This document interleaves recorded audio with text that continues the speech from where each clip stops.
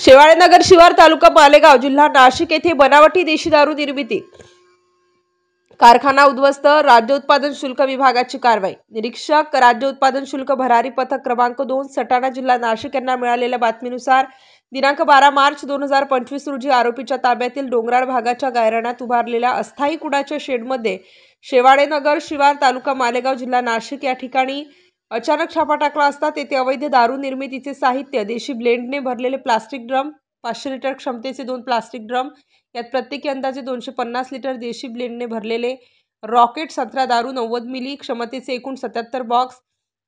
एक bottling machine, देशी दारू रॉकेट संत्राचे एकूण 2 रोल, देशी दारू रॉकेट संत्राचे एकूण 2000 जिवंत बुचे, एक HP-च्या एक इलेक्ट्रिक पाणी मोटार, 500 लिटर क्षमतेच्या 2 रिकाम्या ड्रम व 250 लिटर क्षमतेचे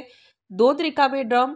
प्लास्टिक ट्रे, रॉकेट नावाचे 100 रिकामे कागदी खोके, 60 फूट रबरी नळी, एक मोबाईल, दुचाकी वाहन जिचा प्रादेशिक परिवहन क्रमांक MH41BS0370, बनावट दारू विक्री व वाहतुकीसाठी वापरण्यात येणारे असे एकूण रुपये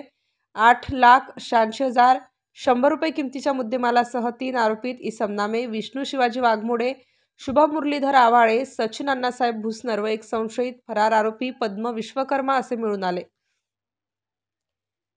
सदर कारवाई निरीक्षक गोपाल आर चांदेकर, प्रकाश आ घायवट, दुय्यम निरीक्षक मनीष राजेश पाटील, सर्वश्री दुय्यम निरीक्षक अमोद भडागे, प्रवीण रा मंडलिक, सहायक दुय्यम निरीक्षक श्री अवधूत पाटील, जवान सर्वश्री विठ्ठल हाके, संतोष मुंडे, गणेश शेवगे,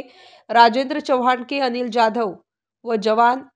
निवाहन चालक श्री दीपक नेमनार यांनी यशस्वीरित्या पार पाडली। सदरील गुन्ह्याचा तपास दुय्यम निरीक्षक श्री मनीष राजेश पाटील हे करीत आहेत।